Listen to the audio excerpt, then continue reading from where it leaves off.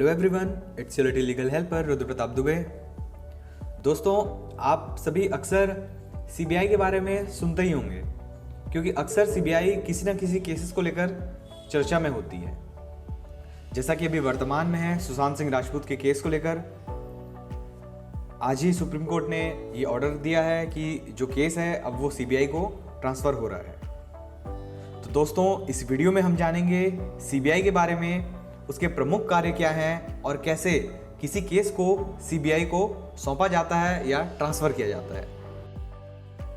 जैसा कि आप सभी को जानकारी है, सीबीआई का फुल फॉर्म होता है सेंट्रल ब्यूरो ऑफ इन्वेस्टिगेशन, जिसे हिंदी में केंद्रीय जांच ब्यूरो भी कहते हैं। इसके नाम से यह जाहिर है कि ये पूरे भारत की जांच एजेंसी है।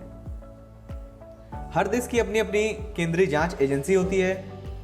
उसी तरह भारत की केंद्रीय जांच एजेंसी है सीबीआई, जो देश और विदेश स्तर पर होने वाले गंभीर अपराधों जैसे कि हत्या, घोटालों और जो भ्रष्टाचार के मामले हैं, जो राष्ट्रीय हितों से संबंधित मामले हैं, उनकी जांच करती है। अगर हम देखें सीबीआई की इस्टेब्लिशमेंट या स्थापना को, तो ये हुई थी आज़ादी के ठीक 6 साल पहले, यानी 1941 में, 1941 में। और वहीं 1963 में, 1963 में इसे CBI central bureau of investigation का नाम दिया गया था। अगर हम सीबीआई के पावर्स को देखें, तो सीबीआई को जो पावर्स मिलती है वो मिलती है Delhi special police establishment act 1946 से, जिसे हम DSPE एक्ट 1946 के नाम से जानते हैं। अगर हम सीबीआई के मेन फंक्शंस को देखें, मुख्य कार्यों को, तो सीबीआई का सबसे मुख्य कार्य है केंद्र सरकार के जो कर्मचारी हैं उनसे जुड़े हुए भ्रष्टाचार, रिश्वत और कदाचार के मामलों की जांच करना। इसके अलावा सीबीआई राजकोषीय और आर्थिक कानूनों के उल्लंघन से संबंधित मामलों की जांच भी करती है।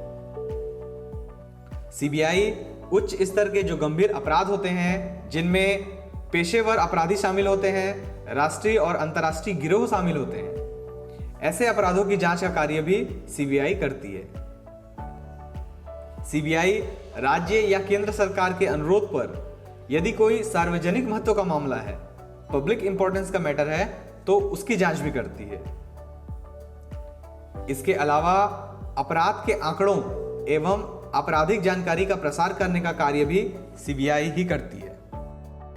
तो दोस्तों, अब हम देखते हैं कि कैसे किसी केस को सीबीआई को सौंपा जाता है या ट्रांसफर किया जाता है। तो जो राज्य पुलिस है वो बहुत ही एफिशिएंट, कुशल होने के बावजूद भी अपने अधिकार क्षेत्र के मामलों में बहुत ही ज़्यादा प्रतिबंधित होती है। आजकल भारत में कई सारे ऐसे अपराध होते हैं जिनमें इंटर स्टेट, अंतर्राज्यीय प्रभाव होते हैं।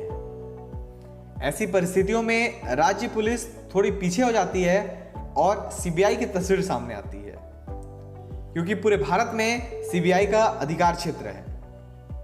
इसलिए यहाँ पर सीबीआई की शक्तियाँ राज्य पुलिस के मुकाबले थोड़ी ज़्यादा होती हैं। सीबीआई को इम्पार्शियलिटी, निष्पक्षता के लिए भी जाना जाता है। इसलिए यदि कुछ मामलों को राज्य पुलिस द्वारा सही तरीके से निपटाया नहीं जाता या उनमें कुछ पॉलिटिकल इन्फ्लुएंस होते हैं, तो मामला ऐसे में सीबीआई को ट्रांसफर कर दिया जाता है।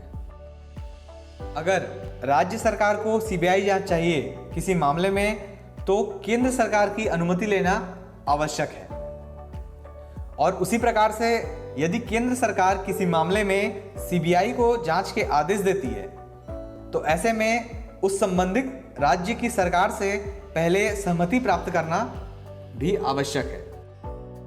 इसके अलावा किसी पक्ष के अनुरोध पर हाई कोर्ट या सुप्रीम कोर्ट भी किसी मामले में अगर ये पाते हैं कि यहाँ पर सीबीआई जांच जरूरी है, तो वह सीबीआई जांच के लिए ऑर्डर पास कर सकते हैं, जैसा कि आज सुशांत सिंह राजपूत मामले में सुप्रीम कोर्ट ने किया।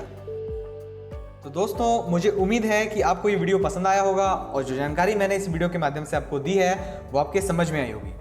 अगर आपको ये वीडियो पसंद आया तो इस वीडियो को लाइक कीजिए, शेयर कीजिए, कमेंट करके बताइए कि आपको वीडियो कैसा लगा। और इसी तरह की लीगल नॉलेज की अपडेट्स पाने के लिए इस चैनल से जुड़े रहिए।